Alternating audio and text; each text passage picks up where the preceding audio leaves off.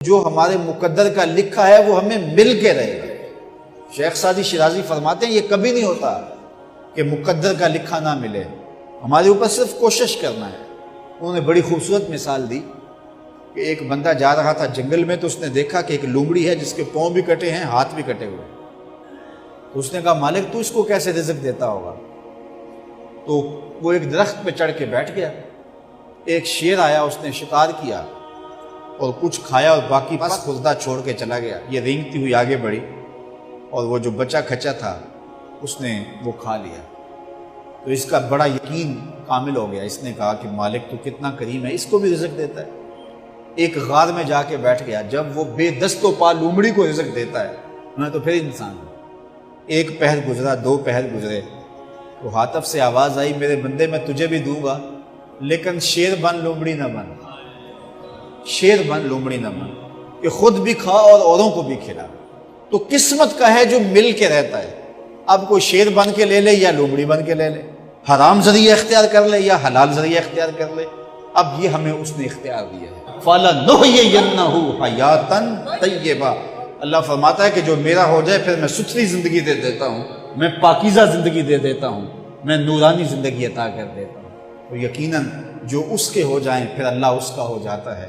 فَلَنُحْيِيَنَّهُ حَيَاتً طَيِّبَةً کا روپ چڑھتا ہے ان کے چہرے کے اوپر، زندہ ہوتے ہیں تو خوبصورت زندگی گزارتے ہیں، اور جب اس دنیا سے جاتے ہیں تو پھر بھی خوبصورت زندگی گزارتے ہیں۔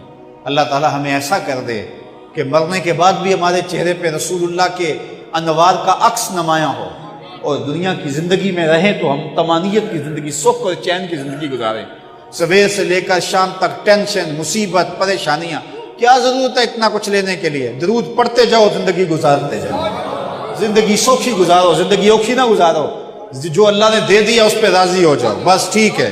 اگر کوئی لوگ تمہیں گالیاں دیتے ہیں، برا کہتے ہیں، کوئی بات نہیں، بلیا لوکی تینوں کافر کافر آکھن تو آہو آہو آکھ۔ کوئی تکلیفیں دیتا ہے پھر بھی پریشان نہ ہو، رزق تھوڑا ہے تب بھی پریشان نہ ہو، زیادہ ہے پھر بھی ٹینشن نہ لو، اللہ کا شکر ہے، اللہ نے جس حال میں رکھا ہے۔ اور سنو، میں کہتا ہوں کہ یہ ٹینشن فری حدیث ہے۔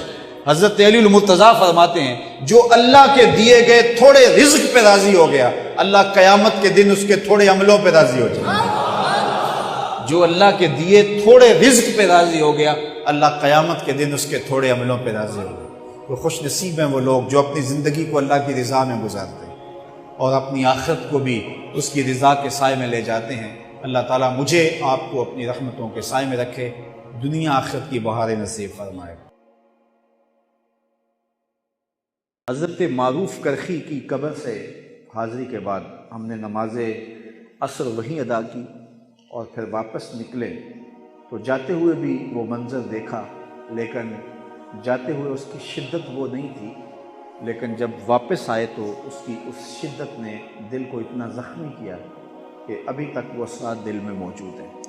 حضرت معروف کرخی کی قبر پر حاضری کے لیے داخل ہوں تو دونوں جانب جھونپڑیاں لگی ہوئی ہیں، اور جن میں یتیم بچے ہیں اور یتیم بیٹیاں ہیں۔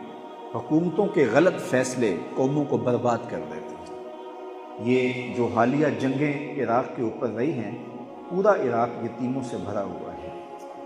میں نے ایک رپورٹ پڑھی تھی کہ تقریباً 20 لاکھ یتیم ہیں عراق میں، جن کا سرپرست کوئی نہیں ہے۔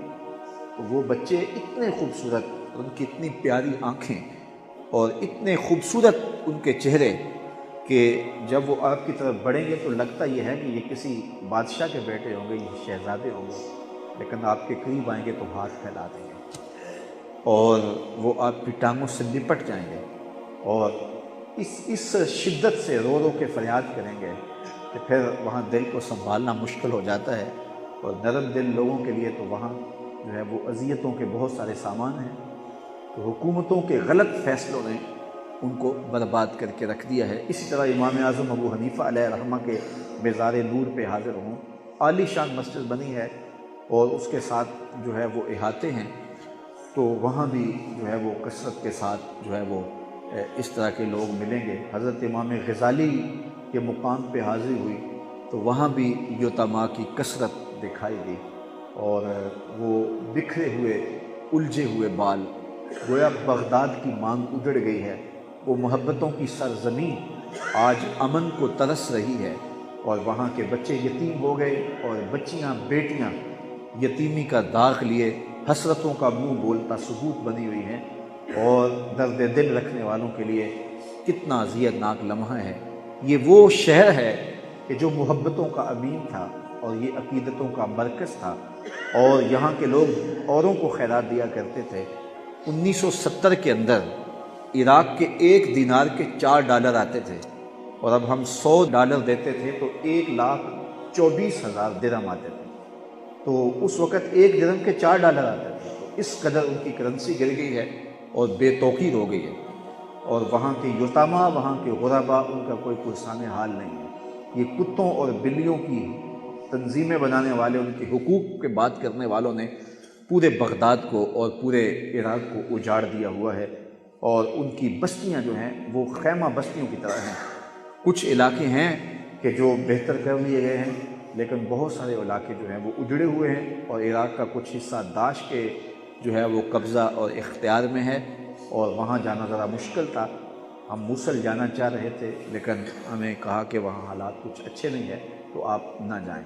تو اس طرح وہاں کے حالات جو ہیں وہ انتہائی ناگفتہ ہیں۔ تو وہاں پاکستان بار بار یاد آتا تھا کہ 1000 مشکلوں کے باوجود ہم انتہائی بہتر زندگی گزار رہے ہیں، اور یہاں اگر کوئی لوگ مشکلات میں بھی ہیں تو وہ مشکلات نہیں ہیں جو وہاں ہم نے اپنی آنکھوں سے دیکھی۔ اس لیے پاکستان کے کارپردازوں کو، سیاسی اور عسکری قائدین کو فیصلے سوچ سمجھ کے کرنے چاہیے۔ وہاں کے کچھ لوگوں سے ہماری باتیں ہوئیں اور گفتگو ہوئی، اور ہمارا خیال یہ تھا کہ وہ امریکہ کی غلط پالیسیوں کی وجہ سے ایسا ہوا ہے، اور یقیناً ہے بھی، لیکن وہ امریکہ پر بات کرنے کی بجائے ایک اسلامی ملک کا نام زیادہ لیتے تھے کہ اس کی پالیسیوں نے ہمیں برباد کیا ہے۔ تو اس وقت بھی 2 اسلامی ممالک آپس میں ٹکرا کر کے امت مسلمہ کا جنازہ نکالنا چاہ رہے ہیں۔ پاکستان کی قیادت کو، سیاسی ہو یا عسکری قیادت ہو، سوچ سمجھ کے فیصلے کرنے چاہیے۔ کسی ایک پلڑے میں اپنا وزن نہیں ڈالنا چاہیے، بلکہ آزادانہ طور پہ فیصلے کرنے چاہیے اور اپنی قوم کو بچانا چاہیے، کیونکہ پوری دنیا پر مسلمانوں کی آخری آماجگاہ پاکستان ہے۔ اللہ کے فضل سے یہ پاکستان ایٹمی قوت بھی ہے اور اس کی مضبوط آرمی بھی ہے، اور وہاں بڑی دعائیں ہر دربار پہ اور ہر جگہ پہ ہم اپنے عسکری قائد کے لیے، جنرل راحیل شریف کے لیے کی، کہ جس کی جرت نے، جس کی بہادری نے دہشت گردی کے طوفان بدتمیزی کو کچل کے رکھ دیا، ورنہ یقیناً حالات جو اس ملک کے ہو رہے تھے تو یقیناً ہمارے بچے بھی نوالوں کے لیے ترس رہے ہوتے اور ہاتھ پھیلا رہے ہوتے۔ تو یقیناً قوموں کی زندگی میں جو لوگ جرأت مند فیصلے کرتے ہیں اور دانش مندی سے فیصلے کرتے ہیں، قومیں انہیں کبھی نہیں بھلاتی اور قومیں انہیں یاد رکھتی ہیں، اور جو غلط فیصلے ہو جاتے ہیں اور اس کی سزا جو ہے وہ قومیں بھگتتی رہتی ہیں۔